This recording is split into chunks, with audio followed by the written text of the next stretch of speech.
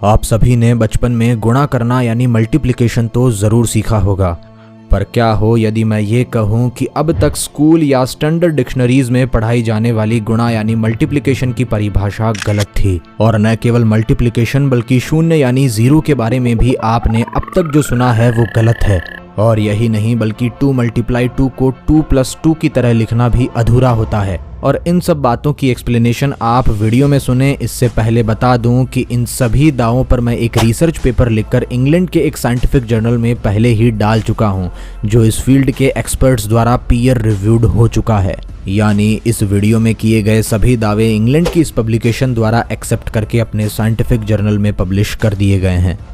और इस शोध में किए गए सभी क्लेम्स का बेस है भारत के संस्कृत ग्रंथ तथा 5वीं सदी के ब्रह्मगुप्त की मैथ्स। मित्रों, आज तक आपने 2 × 2 को 2 + 2 की तरह लिखा होगा, यानी 2 × 2 का अर्थ है 2 को 2 बार जोड़ना, जैसे 2 × 3 का अर्थ है 2 को 3 बार जोड़ना।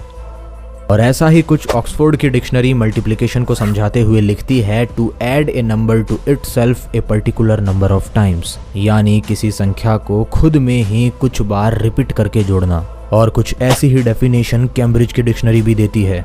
लेकिन वास्तव में ये परिभाषा गलत अथवा अपूर्ण है, क्योंकि अगर इस परिभाषा को कंसीडर करते हैं तो मल्टीप्लिकेशन का मोटा मोटा अर्थ होगा रिपीटेटिव एडिशन, जो कि 2 × 3 जैसे पॉजिटिव नंबर्स के ऑपरेशन में तो 2 को 3 बार जोड़ना यानी काउंट करने के अर्थ में 2 + 2 + 2 लिख करके 6 उत्तर दे देता है। लेकिन वहीं जब बात ऐसे मल्टीप्लिकेशन की आती है जहां दोनों नंबर नेगेटिव यानी ऋणात्मक हो, वहां गुणा की ये परिभाषा पूरी तरीके से फेल होती है। जैसे 2 नेगेटिव नंबर्स को मल्टीप्लाई करने पर यानी -2 × -3 करने पर हमें पता है कि आंसर +6 आना चाहिए, लेकिन करंट डेफिनेशन का इस्तेमाल करते हुए हम इस उत्तर को ला ही नहीं सकते, क्योंकि -2 को 3 बार तो काउंट किया जा सकता है जिससे -6 आंसर आए, लेकिन -2 को माइनस के 3 बार काउंट कैसे किया जाएगा। किसी भी नंबर को 3 बार जोड़ना संभव है, लेकिन -3 बार जोड़ना यानी माइनस बार जोड़ना कैसे संभव हो सकता है। ये मैथमेटिकल कॉन्ट्राडिक्शन अपने आप में भी विरोधाभास यानी सेल्फ कॉन्ट्राडिक्शन है। हालांकि ऑक्सफोर्ड की इस मल्टीप्लिकेशन की डेफिनेशन में केवल एडिशन को कंसीडर किया जा सकता है, लेकिन फिर भी अगर -2 × 3 में जहां प्लस का साइन आ रहा है वहां माइनस लगा दिया जाए, क्योंकि यहां -2 × -3 है, तो भी आंसर राइट नहीं आता। यानी -2 -2 -2 यह लिखने पर भी उत्तर +6 की बजाय +2 आता है। और ऐसा ही एक और एग्जाम्पल लेते हुए -2 × -2 को अगर एडिशन फॉर्मेट में इसी तरीके से लिखा जाए जैसे -2 -2, तो अगेन आंसर +4 आने की बजाय 0 आ जाता है।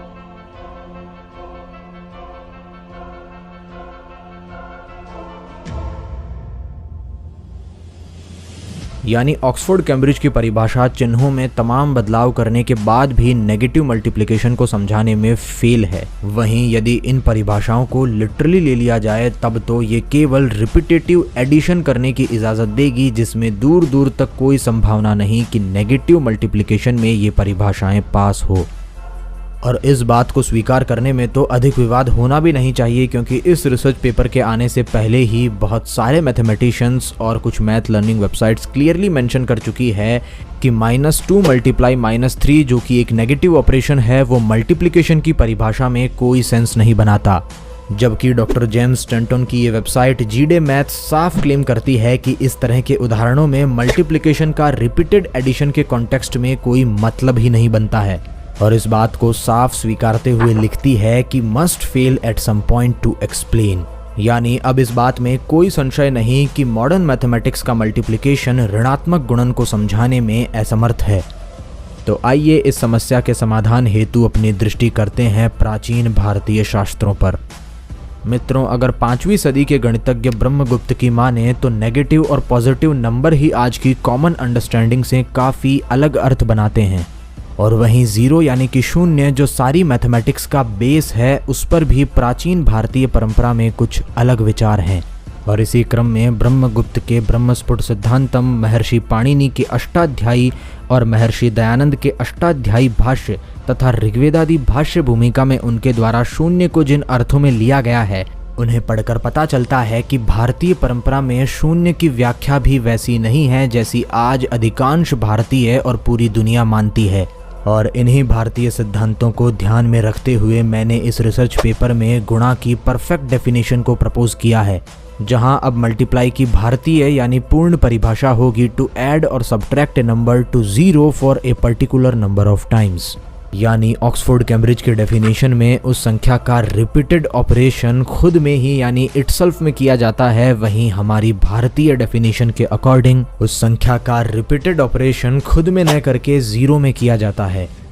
और वहीं कैम्ब्रिज ऑक्सफोर्ड की डेफिनेशन में इस रिपीटेड ऑपरेशन में केवल एडिशन यानी जोड़ना आता है, वहीं हमारी प्राचीन डेफिनेशन में एडिशन और सब्ट्रैक्शन दोनों शामिल है। अर्थात इस भारतीय परिभाषा के अनुसार 2 गुणा 2 यानी 2 मल्टीप्लाई 2 का अर्थ 2 को 2 बार जोड़ना नहीं बल्कि 2 को 0 में 2 बार जोड़ना होगा। It means 2 multiply 2 is not equals to 2 plus 2 but it equals to 0 plus 2 plus 2। लेकिन इस तरह के पॉजिटिव नंबर्स के एग्जाम्पल को तो मॉडर्न मैथ्स की डेफिनेशन भी समझा पा रही थी, इसलिए आइए इसी चीज को अब नेगेटिव नंबर्स के ऑपरेशन में ट्राई करते हैं जिसे मॉडर्न मैथ्स की डेफिनेशन समझाने में फेल हो रही थी। और इसी क्रम में नेगेटिव मल्टीप्लिकेशन के उदाहरण -2 मल्टीप्लाई -2 को लेने पर, और जैसे ही इसके इस काउंटिंग एक्सपेंशन से पहले हम 0 को यूज करते हैं, हमें surprisingly positive 4 as a result मिल जाता है, जो कि 0 यूज किए बिना नहीं आ रहा था। यानी -2 मल्टीप्लाई -2 का मतलब -2 को खुद -2 में से ही सब्ट्रैक्ट करने पर गलत उत्तर आता है, बल्कि वहीं इन दोनों -2 को 0 में से सब्ट्रैक्ट करने पर सही उत्तर यानी पॉजिटिव 4 आ जाता है।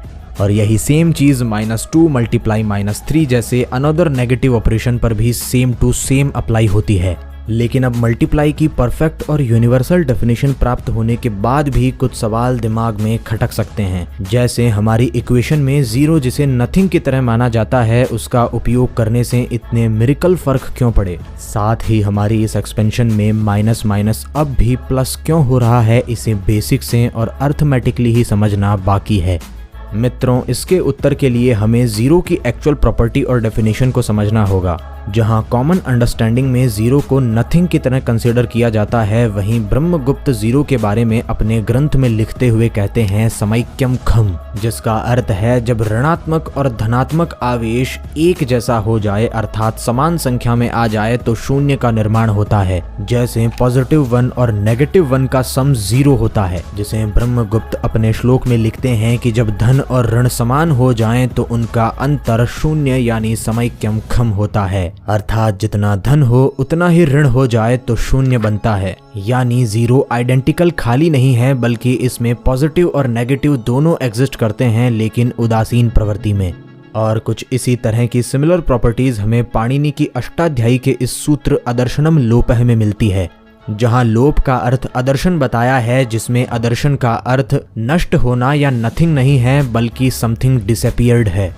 और इसी सूत्र के भाष्य में महर्षि दयानंद सरस्वती लोप की व्याख्या करते हुए लिखते हैं कि यहाँ लोप का आशय वर्तमान अभाव है, न कि सर्वथा अभाव, अर्थात टेम्पररी नॉन एग्जिस्टेंस में जाना लेकिन फ्यूचर में वापस एग्जिस्टेंस में आने की पॉसिबिलिटी को रखना। यानी सारांश में ये कहा जा सकता है कि वहाँ कुछ न कुछ जरूर एग्जिस्ट करता है, लेकिन इनविजिबल या डिसअपीयर्ड फॉर्म में, जो जरूरत पड़ने पर कभी भी वापस अपीयर हो सकता है। और इसी क्रम में ऋग्वेदादि भाष्य भूमिका में भी महर्षि दयानंद ने एक जगह शून्य को अव्यक्त और अप्रकट के रूप में लिखा है, जहां अगेन ये आइडेंटिकल नथिंग की ओर न जाकर किसी ऐसी वस्तु की ओर जा रही है जो प्रकट नहीं हुई है लेकिन प्रकट हो सकती है। और इन रेफरेंसेस से कंक्लूड होता है कि शून्य के अर्थ यहाँ पर नष्ट होना या नथिंग होने के रूप में नहीं बल्कि लोप होने के रूप में लिए जा रहे हैं।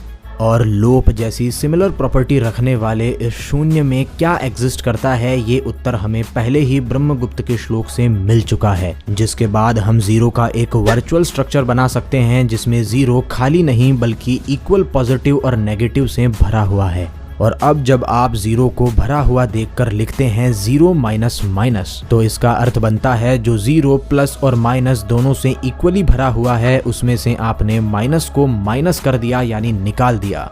और 0 जिसमें प्लस और माइनस दोनों थे, इसमें से माइनस को निकालने पर अब केवल प्लस बच जाता है, इसलिए रिजल्ट हमेशा प्लस यानी पॉजिटिव आता है।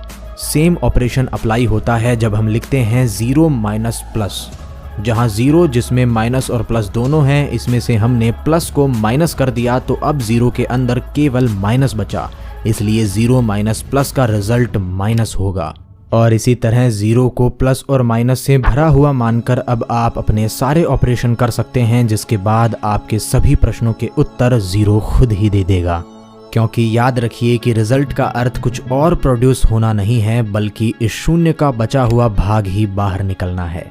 और हाँ, ध्यातव्य ये है कि वेस्टर्न प्रोफेसर्स ये खुद एक्सेप्ट करते हैं कि गणित के सभी बेसिक एक्सियम्स ब्रह्मगुप्त से ही लिए गए हैं, लेकिन परफेक्टली न लेकर अधूरे रूप में ये आज की इस वीडियो से साफ होता है, जिसे पूरा और परफेक्ट करने के लिए हमने ये रिसर्च पेपर लिखकर मॉडर्न मैथ्स की इस भूल को इंडिकेट कर दिया है। धन्यवाद। जय मां वेद भारती।